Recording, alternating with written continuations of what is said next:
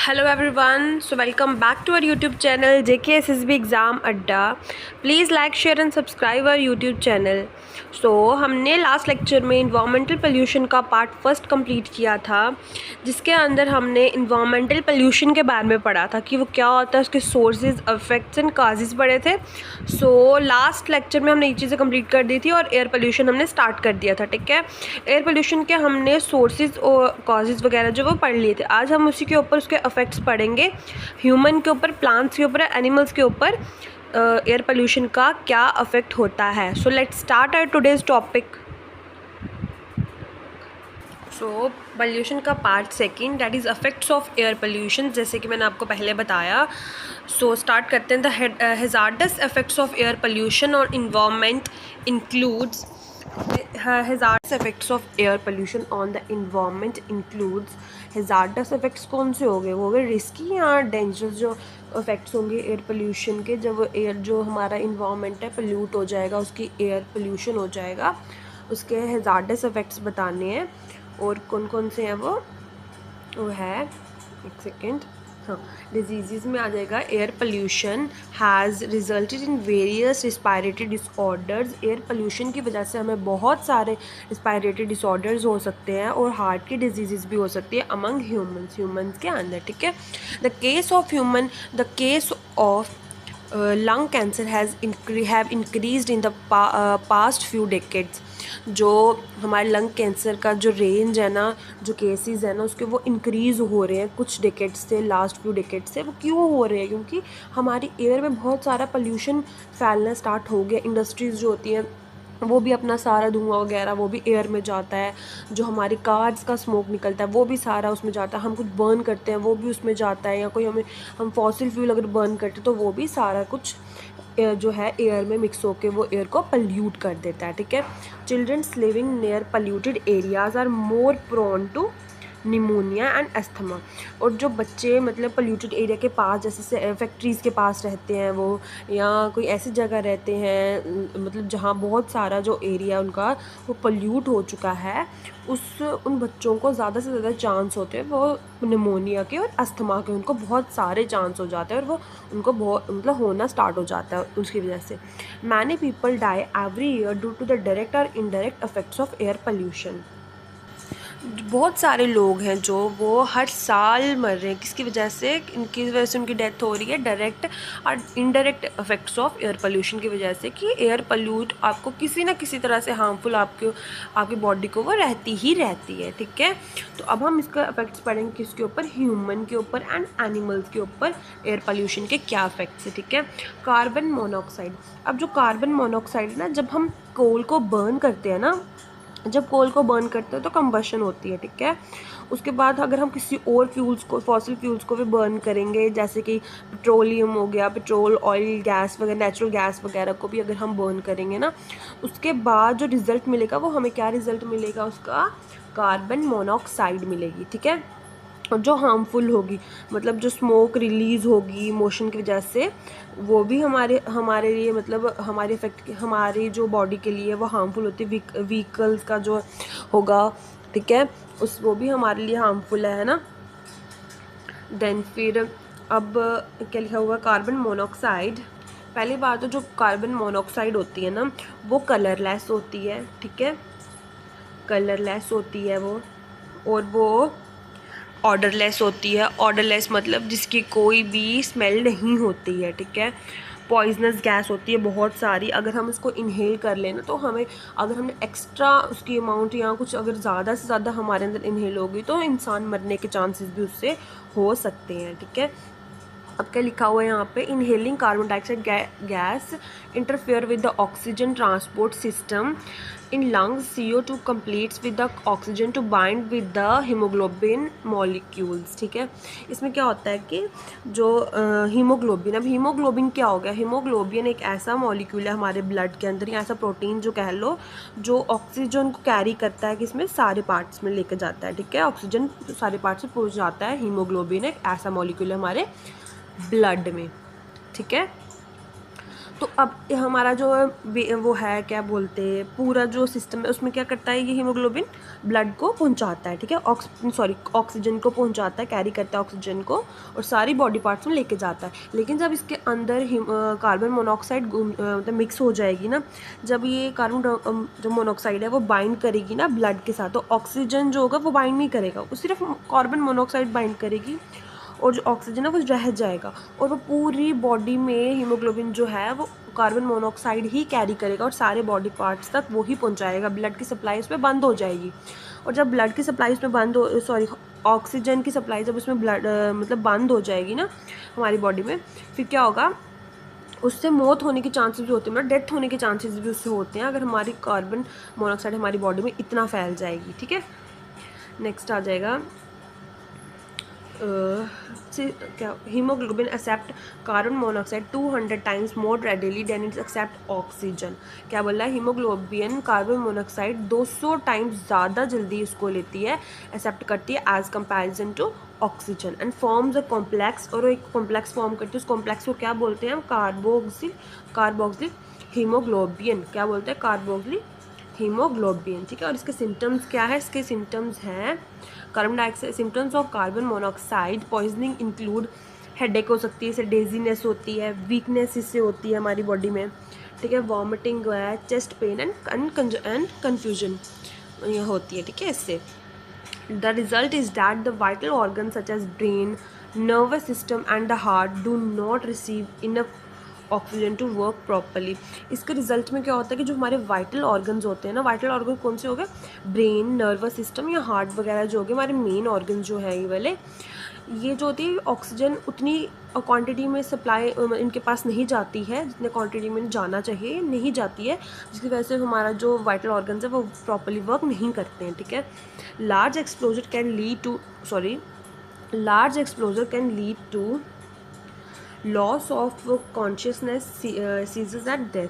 अगर हम मतलब हमारे अंदर ये ज़्यादा चले जाएगी तो आपको जैसे मैंने बताया कि डेथ होने के चांसेस होते हैं, अनकॉन्शियस हो जाता है बंदा, ठीक है। ये था सब कार्बन मोनोऑक्साइड के बारे में। अब हम पढ़ेंगे कार्बन डाइऑक्साइड के बारे में, ठीक है। कार्बन डाइऑक्साइड के बारे में ज़्यादा नहीं। Carbon dioxide causes headache and nausea. Carbon dioxide क्या कॉज करता है, हेडेक एंड नोजिया, इसके ज़्यादा वो नहीं है, ठीक है। तो आगे सल्फ़र डाइऑक्साइड, ठीक है। सल्फ़र डाइऑक्साइड क्या होता है, burning of coal of oil in factory से हो सकता है, ठीक है। स्मोक जो होती है, स्मोक रिलीज़ होती है जो किससे, थर्मल पावर स्टेशन से, उससे भी सल्फ़र डाइऑक्साइड जो होती है वो रिलीज़ होती है, ठीक है। ओके, तो सल्फ़र डाइऑक्साइड जो होती है आपकी कलरलेस होती है, ठीक है। उसके बीच में एक इरिटेटेड स्मेल होती है, ठीक है। क्या होती है, एक इरिटेटेड स्मेल होती है, और ये डिज़ोल्व मतलब क्या बोलते हैं उसको, कॉज क्या करती है, ये एसिड रेन भी कॉज करती है, ठीक है, एसिड रेन में होती है शायद। Sulphur dioxide, inhaling sulphur dioxide cause irritation to the nose, eyes, throat and cause coughing, ठीक है। ये जब हम इनहेल कर लेते हैं सल्फर डाइऑक्साइड, वो कॉज क्या करती है, हमारी आइज़ को, नोज़ को, थ्रोट को इरिटेट करती है, ठीक है। हमें कोई अजीब सी खारिश वगैरह इरिटेशन होती है जिसकी वजह से हमें कफिंग हो सकती है, और हमारी जो सांस होती है मतलब शॉर्टनेस हो जाती है ब्रेथ में, हमारी सांस लेना हमारे लिए मुश्किल हो जाता है। Long term exposure can cause chloric bronchitis and emphysema and respiratory illness. अगर हम ज़्यादा देर तक उसके अंदर हैं, ज़्यादा देर तक हमें अंदर हमारी चले जाएगी वो सल्फ़र डाइऑक्साइड, तो वो क्रोनिक ब्रोंकाइटिस कॉज कर सकती है, ठीक है, और रिस्पायरेटरी इलनेस हमें हो सकती है, ठीक है। नेक्स्ट आपका आ गया ऑक्साइड्स ऑफ नाइट्रोजन, ठीक है। Oxides of nitrogen, oxide of nitrogen में पता क्या होगा, ऑक्साइड ऑफ नाइट्रोजन में बर्निंग ऑफ कोल होगा, ऑयल की वजह से जो होगा टेम्परेचर होगा वो हाई हो जाएगा इंडस्ट्रीज़ एंड व्हीकल्स में, ठीक है।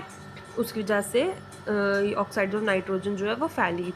Then breathing air with high concentration of nitrogen oxide can irritate airways in the human respiratory system. जैसे आपको बताया कि मतलब टेम्परेचर हाई हो जाता है किसकी वजह से, जो, ठीक है, इसमें क्या होगा कि हमारी जो ब्रीदिंग एयर है वो हाई कंसनट्रेशन के साथ मिक्स हो जाती है, उसके बाद वो हमें इरिटेट करती है, हमारी रिस्पायरेटरी सिस्टम को तंग करना स्टार्ट करते हैं, इरिटेट होना स्टार्ट हो, जिसकी वजह से हमें कफिंग होती है, वीपिंग आइज होती है, throat and nose irritation are the most. हमारे थ्रॉट और नोज़ इरिटेशन जो होते हैं, आइज़ भी हमारी जो इरिटेट होती है वो सबसे ज़्यादा होती है, ठीक है। नेक्स्ट आ गया common complications of nitrogen oxides toxicity. Nitrogen oxide can also cause lung irritation. जो नाइट्रोजन ऑक्साइड्स होती हैं वो लंग इरिटेशन भी होती है उससे, ठीक है, लंग इरिटेशन भी होती है, pulmonary oedema and even pulmonary emphysema, और इसकी वजह से एक और चीज़ होती है, और इसमें कार्डियोवैस्कुलर डिजीज़ भी होती है सल्फर डाइऑक्साइड की ज़्यादा एक्सपोजर की वजह से, ठीक है। तो नेक्स्ट आ गया आपका pan, that is peroxy acetyl nitrate. Peroxy acetyl nitrate reduce respiratory function and A potent I irritant, ठीक है। ये ए रिड्यूस करता है रिस्पायरेटरी फंक्शन को और एक पोटेंट आई इरिटेंट है ये। It also cause impaired breathing and other lung problems. ये करता है, ये ब्रीथिंग को प्रॉब्लम देता है और हमारे लंग में भी इसकी वजह से प्रॉब्लम होती है, किसकी वजह से, पैन की वजह से, ठीक है। नेक्स्ट आ गया ground level ozone is not directly imitated in the air. ये ऐसी एक ओजोन ग्राउंड लेवल ओजोन है जो डायरेक्टली इमिटेड एयर में नहीं होती है, but is created by chemical reactions between oxides of nitrogen and volatile organic compound in the presence of sunlight. ये करती है, ये क्रिएट केमिकल रिएक्शन से बनी होती है, क्रिएट होती है। किस किस की केमिकल रिएक्शंस के में कौन कौन इन्वॉल्व होता है? एक होता है आपका ऑक्साइड्स ऑफ नाइट्रोजन और वॉलेटाइल ऑर्गेनिक कंपाउंड, किसकी प्रेजेंस में, सनलाइट के प्रेजेंस में, ठीक है।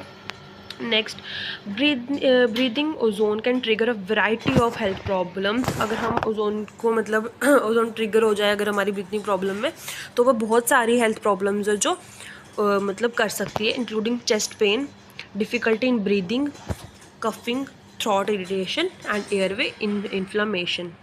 उससे क्या होता है कि हमारी ब्रीदिंग में हमें सांस लेने में प्रॉब्लम हो सकती है, हमें खांसी वगैरह आना स्टार्ट होती है, क्योंकि हमारे थ्रॉट में, गले में जो इरिटेशन होना स्टार्ट हो जाती है, हमारी सांस लेने में हमें प्रॉब्लम हो जाती है, एयरवे इन्फ्लेमेशन हमारी हो जाती है।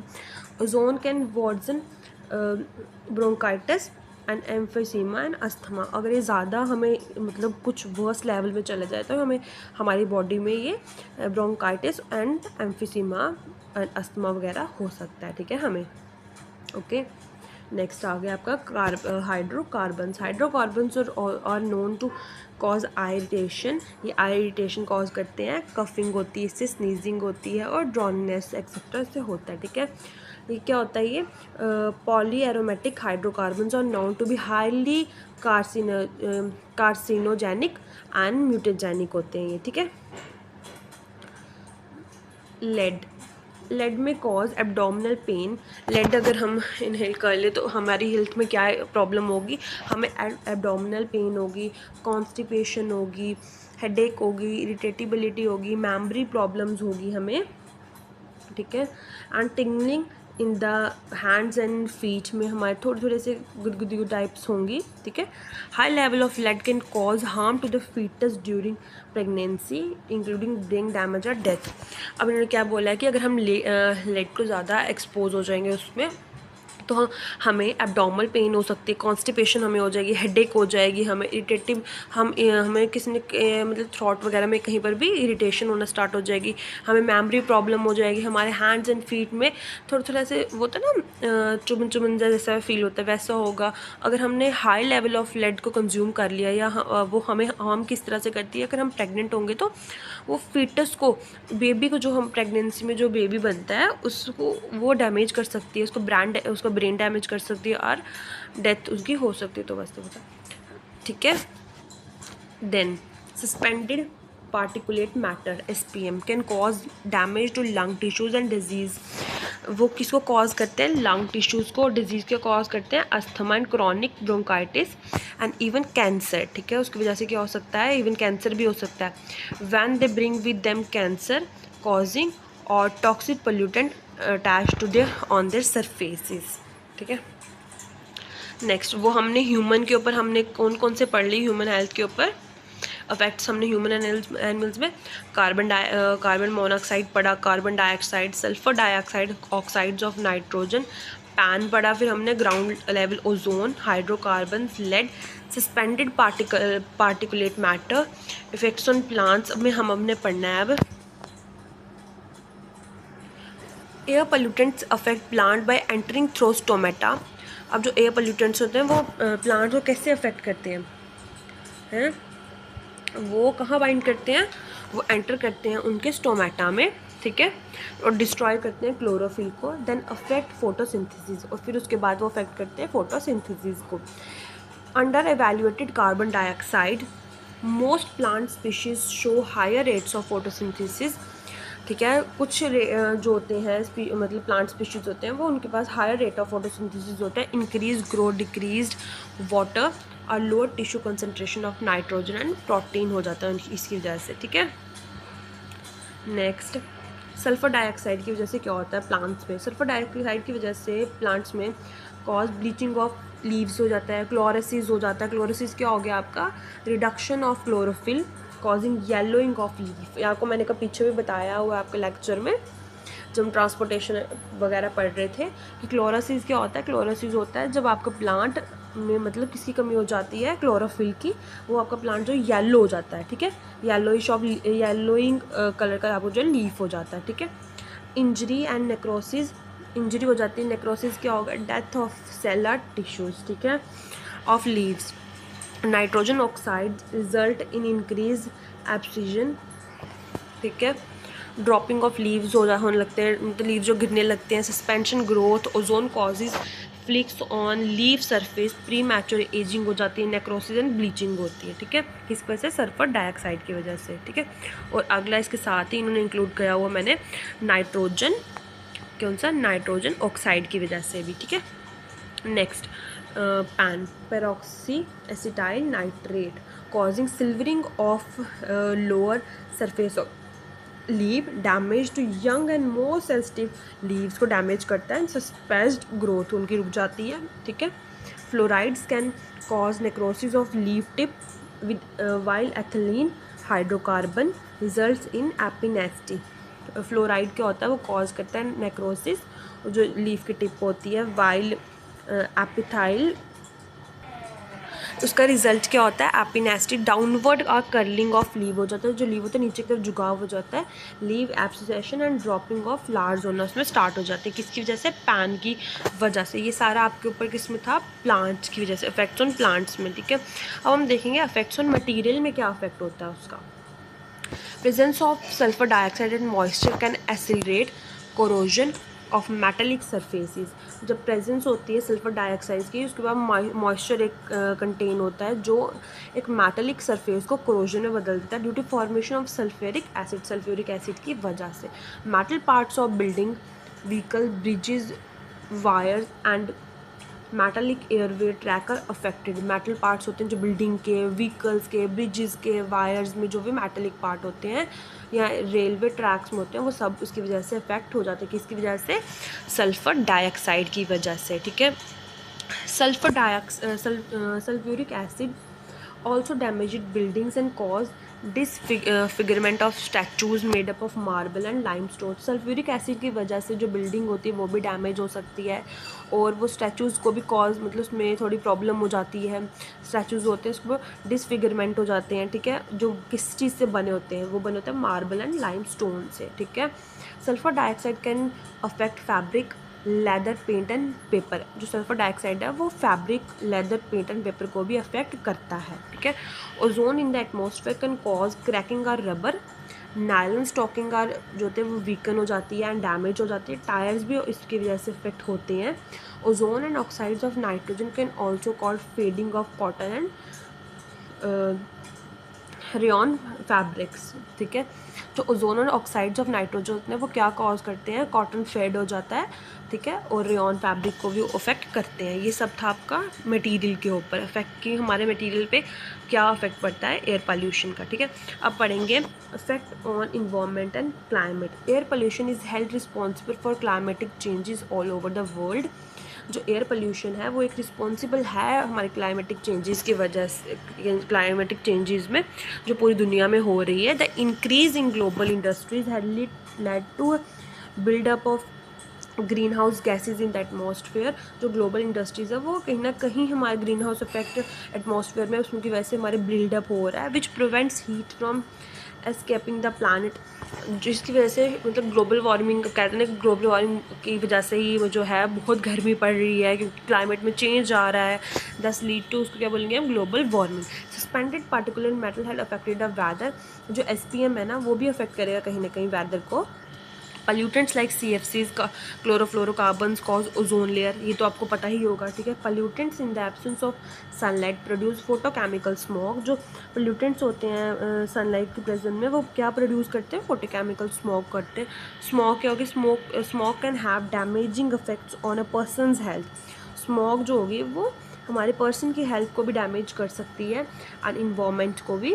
While smoke can be seen as a haze over cities, it can also cause visibility problems. और ये एक विजिबिलिटी प्रॉब्लम्स भी क्रिएट हो सकती है, किसकी वजह से, स्मॉग की वजह से। अब ये ग्लोबल वार्मिंग, ओजोन लेयर वगैरह मैं आपको थोड़ा थोड़ा पढ़ा देती हूँ, ठीक है।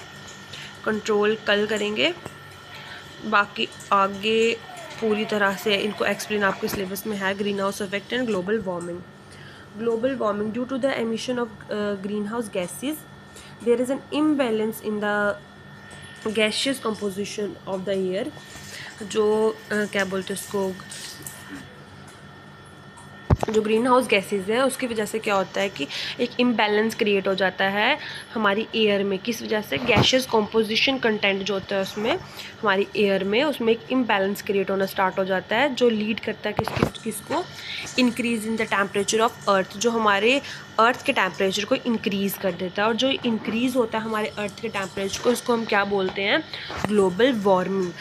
This increase in earth temperature is known as global warming. उसको क्या बोलेंगे हम, जो हमारे अर्थ का टेम्परेचर इंक्रीज़ हो जाएगा, ठीक है। This has resulted in the melting of glaciers and an increase in sea levels. और इसकी वजह से कि इनका रिजल्ट क्या होता है, हमारे ग्लेशियर्स जो होते हैं वो मेल्ट होना स्टार्ट हो जाते हैं, और गर्मी की वजह से, ग्लोबल वार्मिंग की वजह से, क्लाइमेट चेंज होने की वजह से हमारे ग्लेशियर्स जो है वो मेल्ट होना स्टार्ट हो जाते हैं और वो हमारे सी लेवल को इंक्रीज़ कर देते हैं, ठीक है।